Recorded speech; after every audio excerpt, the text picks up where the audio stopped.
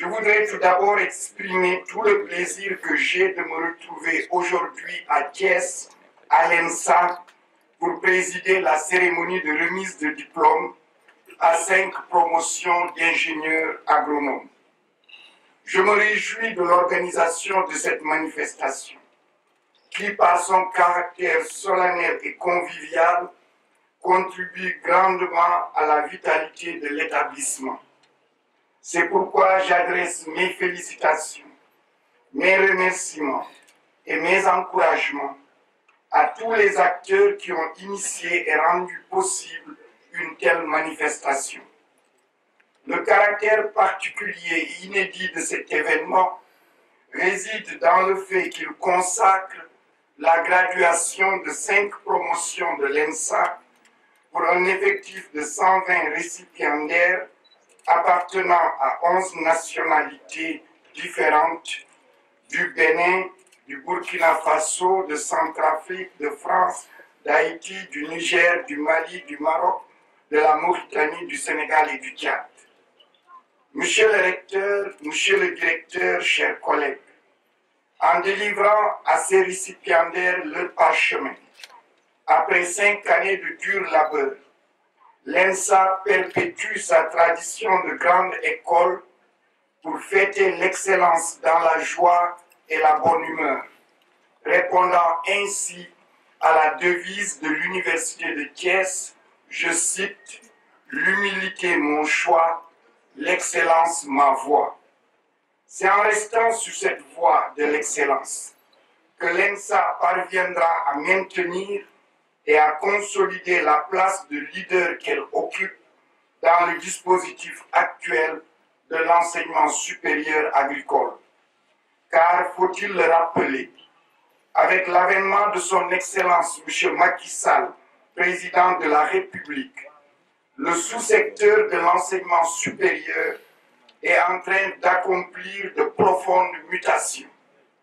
En effet, le plan Sénégal émergent, qui vise la transformation structurelle de l'économie et la croissance, fait de l'éducation et de la formation les principaux leviers pour promouvoir le capital humain.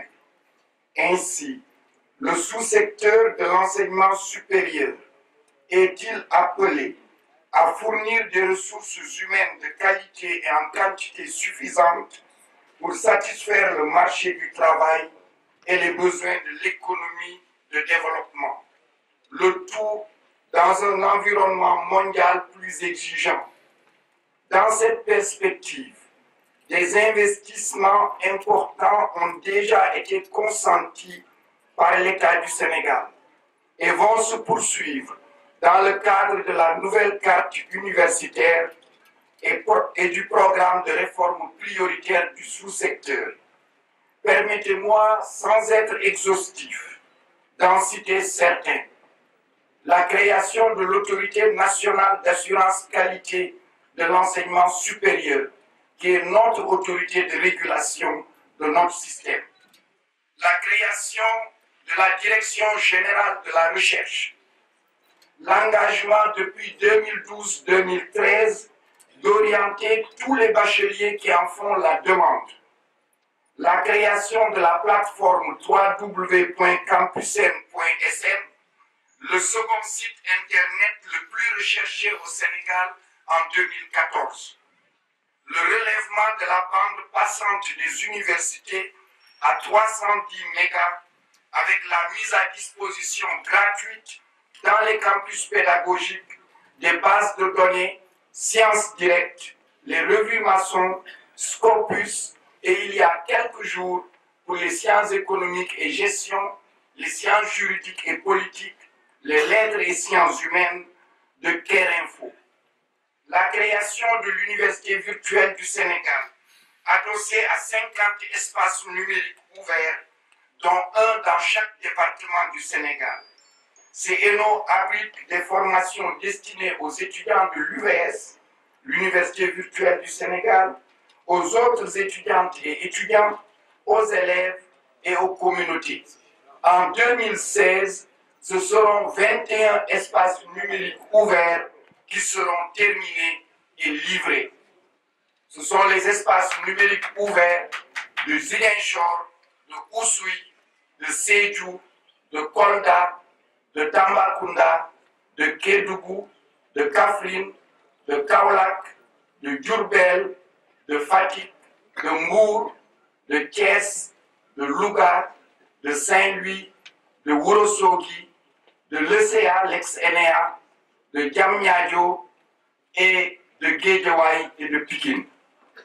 C'est la construction en cours du centre universitaire délocalisé de Kolda, dédié à l'agro-silvopastoral, mais qui sera le pôle de formation au Sénégal dans les métiers de la psychologie et de la philosophie.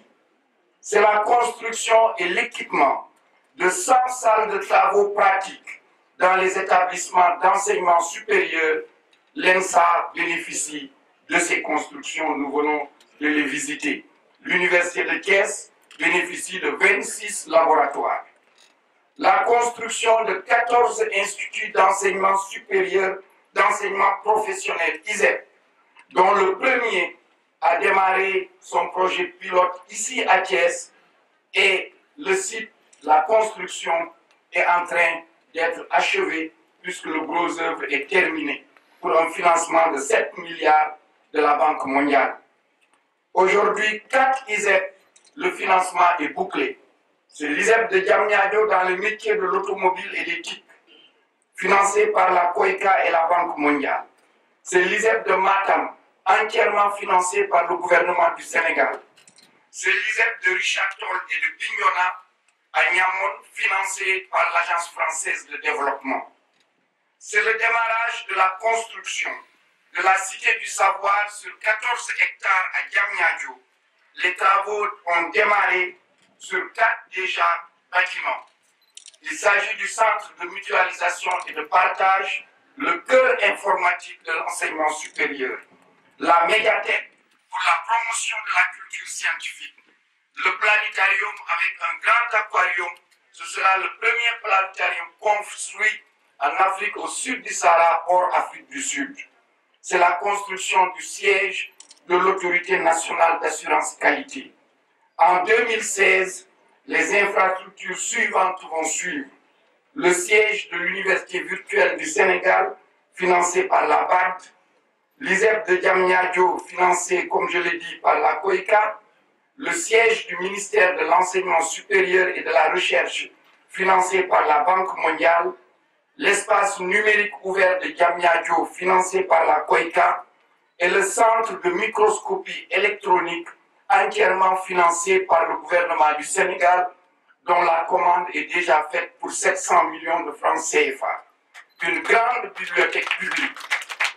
La réforme du statut des établissements d'enseignement supérieur, en y consacrant les missions de service à la communauté et l'innovation, et en faisant du conseil d'administration des universités un lieu où se retrouvent les acteurs du monde socio-économique et les universitaires, avec comme président et vice-président des conseils d'administration des acteurs du monde socio-économique. La loi a été votée le 18 décembre dernier à l'unanimité à l'Assemblée nationale et c'est un consensus de toute la communauté universitaire. La réforme des titres pour une meilleure prise en charge de la réforme LMD, le Conseil des ministres dernier du mercredi 13 janvier a adopté le projet de loi qui sera soumis à l'Assemblée nationale. C'est une grande révolution dans les carrières des enseignants, dans le rapport de l'enseignant avec les étudiants, dans les missions de l'enseignement, le rapport de l'enseignant avec la communauté et aussi la productivité scientifique des enseignants et évidemment le replacement du Sénégal au niveau de l'international. C'est le recrutement en 2014-2015 de 210 enseignants-chercheurs. L'Université de Thiès a bénéficié de 20 enseignants-chercheurs. L'ISEP de Thiès de 10, l'École polytechnique de Thiès de 10. C'est la dotation de matériel scientifique des universités pour un montant de plus de 2 milliards dans le cadre du programme d'urgence d'équipement des laboratoires de 15 milliards. L'Université de Thiès, en particulier l'ENSA, a bénéficié de ce programme. Pour l'année 2016, la commande est déjà faite pour 1,5 milliard. C'est la création des centres de recherche et d'essai qui constituent d'excellents instruments de démonstration de la formation, de démocratisation de la formation et du transfert de la technologie. Thiès abrite déjà un CRE. Un nouveau CRE a été mis en place à Tivaouane. Il sera inauguré bientôt. La mise en œuvre pendant 3 années du projet de promotion des enseignantes et chercheurs du Sénégal, destiné aux enseignantes, aux chercheurs et aux doctorantes. Nous venons de donner, il y a juste quelques jours, les subventions pour encourager la féminisation de notre système d'enseignement supérieur. Et je vous signale que dans le cadre du ISEP, sur les 5 coordonnateurs, les 3 sont des coordonnatrices.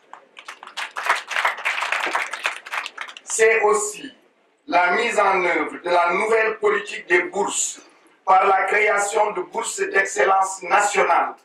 Depuis l'année 2014-2015, tous ceux qui ont la mention bien et très bien, qui restent au Sénégal, ont obtenu une bourse de 60 000 francs par mois, alors qu'avant c'était une bourse de 36 000 francs.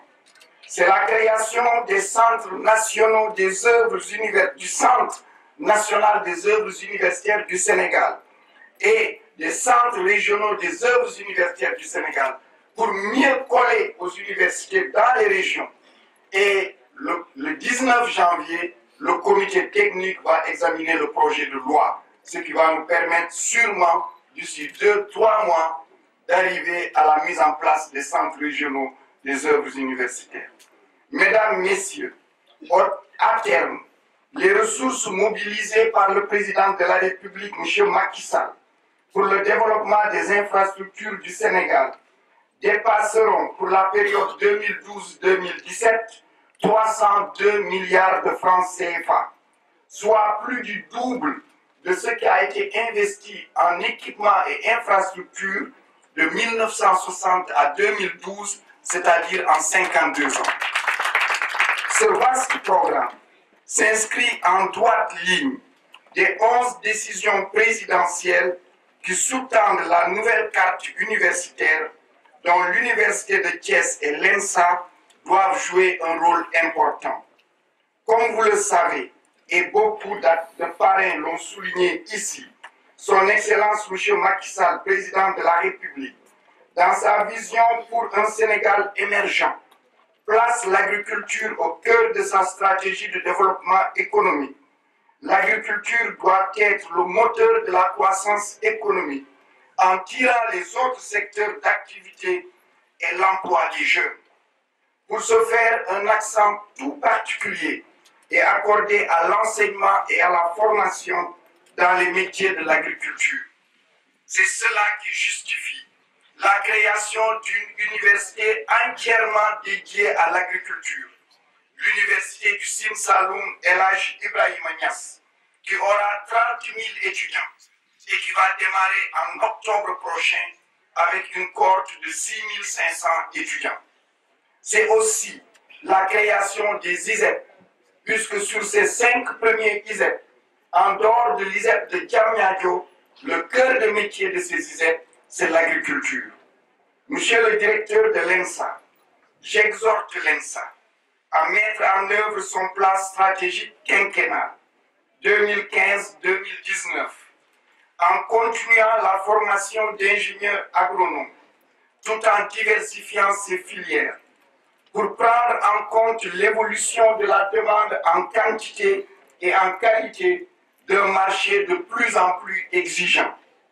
À cet égard, je voudrais insister particulièrement sur la nécessité d'accorder une grande attention à l'insertion et à l'employabilité des diplômés, notamment par l'auto-emploi dans les nouveaux curricula.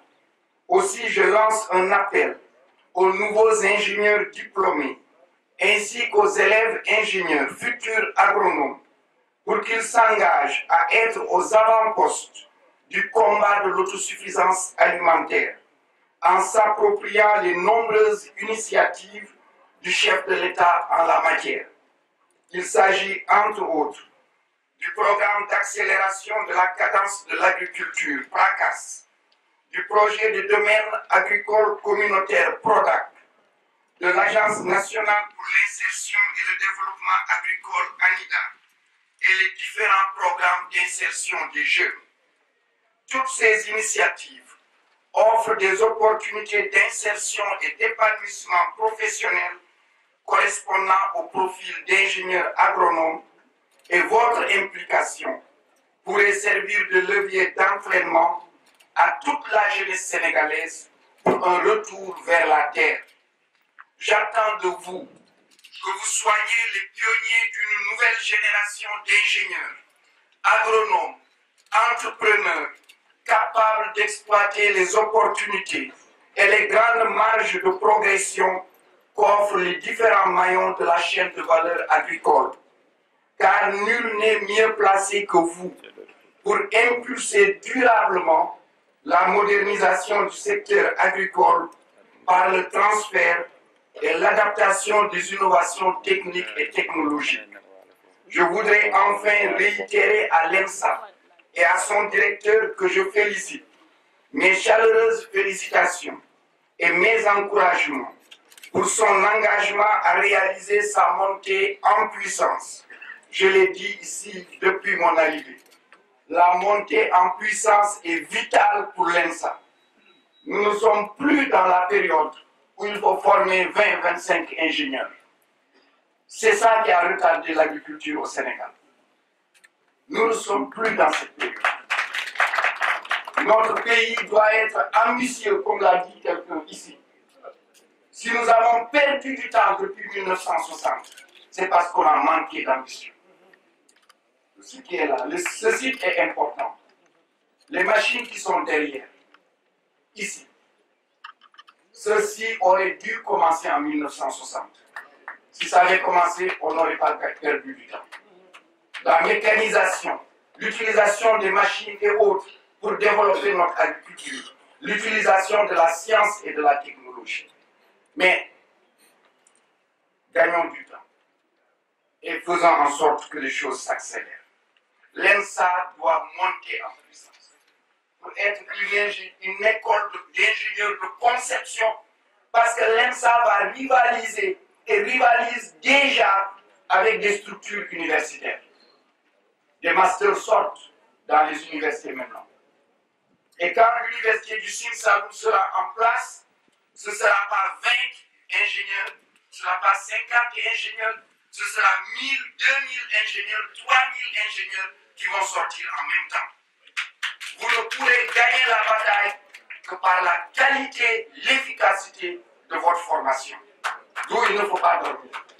Il faut bien savoir les défis de la transformation de notre enseignement supérieur qui est en